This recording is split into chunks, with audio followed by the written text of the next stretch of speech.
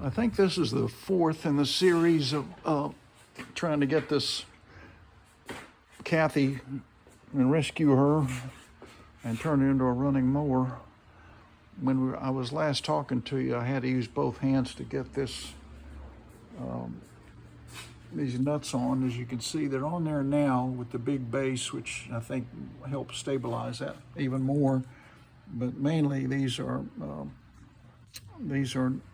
designed to stay on unless you take them off with a wrench. They're not going to vibrate off or twist off just by themselves.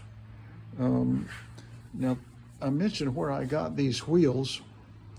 These wheels are actually from a pressure washer, but they didn't fit, so I had to modify them, and I wanted to show you what I had to do. And I do this sometimes when I don't have the perfect wheel. What you do is you get a rasp file, which is one with the big teeth that you can use on wood. And that's what this is. It has this is kind of the rounded edge. That's rounded. It's really coarse, you know. And then so this is the flat side. But I use the rounded edge because it's got the really big teeth and make short work of this. And I'll show you what I do. See, here's a wheel that doesn't have a big, long,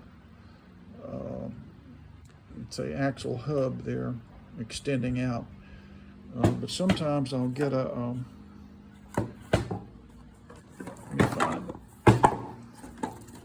Yeah, see, sometimes you get one like that.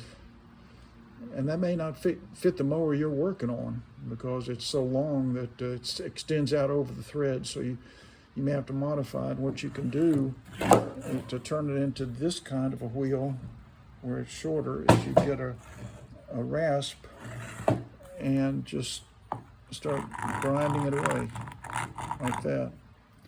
And you can make pretty short work of it. And the other thing you can do is get you a hacksaw and take off most of it, with the hacksaw.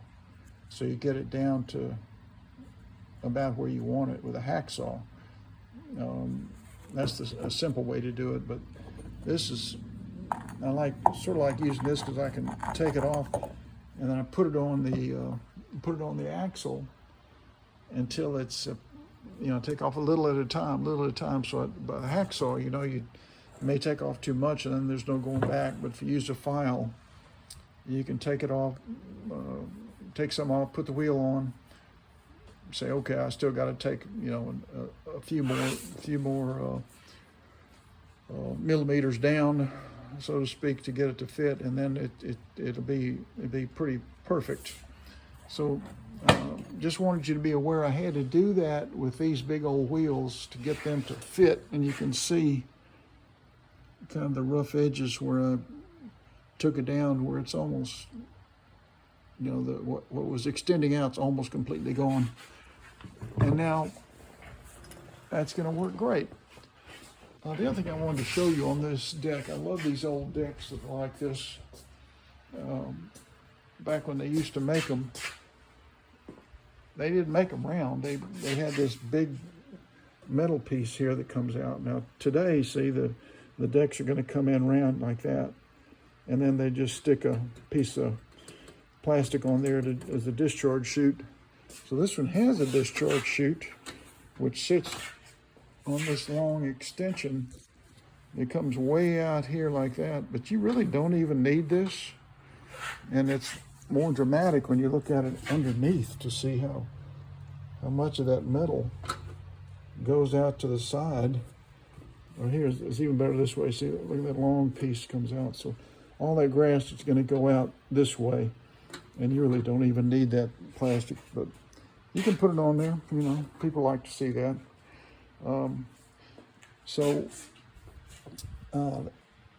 That's where we are now. Let me put the phone in the holster, and I'm going to get this mower down on the deck, on the table, the operating table, as they say. And we're going to go to work on this thing. The next steps, got to get these wheels out of the way. can do that in a minute. Let me get this mower down.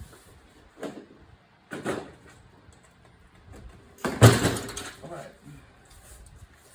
So that is good. No rubbing. The first thing I'm going to do is get rid of this throttle cable, because I have no need for that, and it's frozen. It doesn't work anyway. We tried it the other day. It comes in around the mower. With these old mowers, you could adjust the speed by pushing that lever up there, but it's frozen and it's not really necessary. It'll be like a modern mower, where it's either on or it's running at the correct speed when it, or excuse me, it's on and it's running at the correct speed, but then when you hit the kill switch or release the bail up top and it shuts off, then it shuts off. But there's no up and down of the throttle. So let's take this off. I'm going to get a 5/16 and electric drill and get this cable off of here, which I no longer need.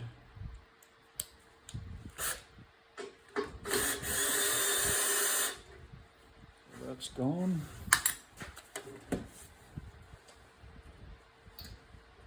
I'm getting this little metal bracket that holds that on there. It sticks into the front of the rewinder. And now this is on the L, so I should be able to just pop that right out, and it comes right out. Now pull this cable around. We've got a zip lock on there, so I'm going to cut that, get rid of that. Don't need it anymore. All this is going away. There's another zip lock.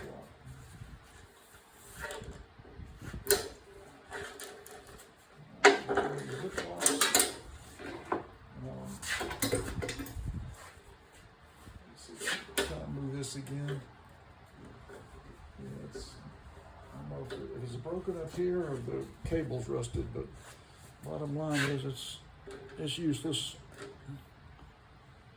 I'll save that part if I ever need it. I do recommend, make sure this is in the camera, I do recommend that you save at least the nut off this little part up here. I need to get this up. Let me get this camera up where it's showing what I'm working on. Oh, okay, so hang on a second. There we go.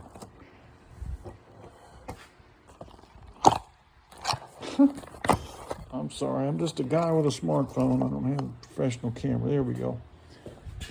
So this nut on here is probably a peened nut or a nylon nut, and I'm gonna, if it is, I'm gonna save it because I'm always finding a use for those. Get this to come off now. It's 7/16, what they usually are. If they hadn't replaced it, it'll probably be a peened. It'll be a peened nut, which I want to keep.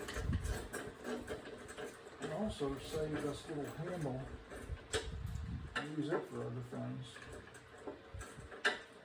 Okay, that's just slipping off there, so this may not be a peen.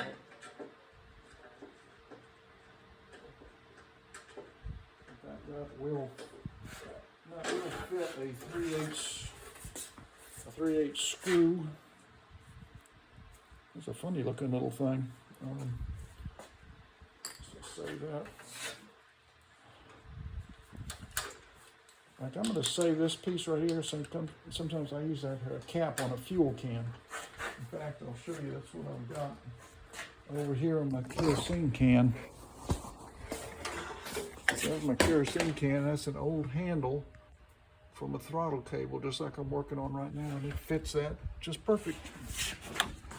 So it's amazing what you can find on these mowers that you end up using for something other than what it was designed, but waste not, want not, as they say. Okay, so I've got this off. I'm going to save this long screw in case I ever need it. And I'm going to pop this thing apart and save this little handle in case I ever need another cover for a fuel can. It should just pop apart if I get the right thing in there. Get a screwdriver in here and see if I can get it apart. It's there we go. So that should just come apart now. All kinds of little bugs in there. And there's the cable.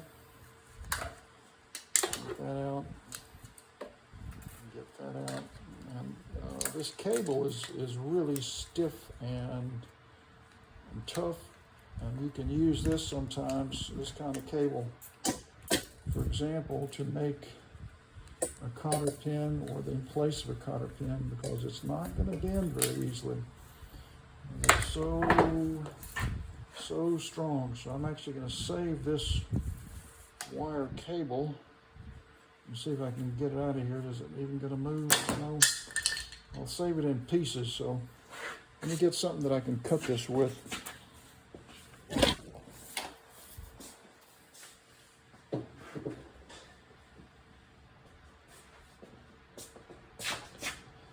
This requires a big set of cutters to do this. So I'm going to save this piece right here. And I'll cut it again and save another piece of this wire and see if maybe I can get this, pull it out of this one end. See if that, no, that's still too tight. Let's see, maybe I can pull it with these pliers and get it to come out. No. All right, let me cut it again. Let's save these pieces now and see if I can get this piece out. Yep, see. Now, see, this is very stiff, very tough. And I may use this to make my own cotter pin. So I can throw this little piece of cable away. And that's going to be too hard to get out of there, so the rest of it I'll throw away. I'll use that piece for a cotter pin and discard the rest of this. Sometimes you need a really stiff wire that's not going to bend. Be careful with this or it'll hit you in the eye. So I'm going to put some kinks in it, and that way it's not going to spring back and hit me in the eye. And now I'm just going to discard this. There we go. That goes in the trash.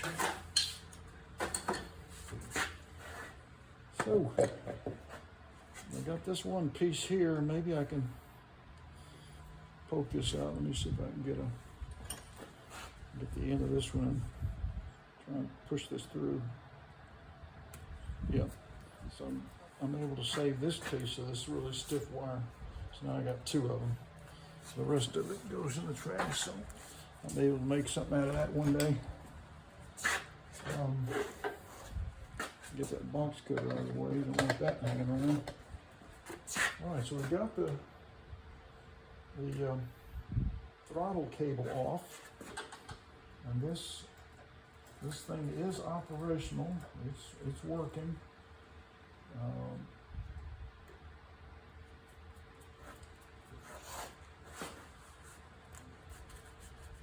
I've got to either repair the tank that came off of here, or put a new one, or one I know works on. And I think just to save time, since I've done videos on this before,